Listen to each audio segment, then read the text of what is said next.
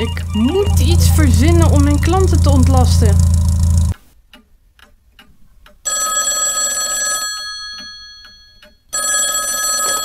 Hallo? Hey Trudy, met Trudy. Alles goed? Ik bel even uit de toekomst, want ik heb een tip voor je.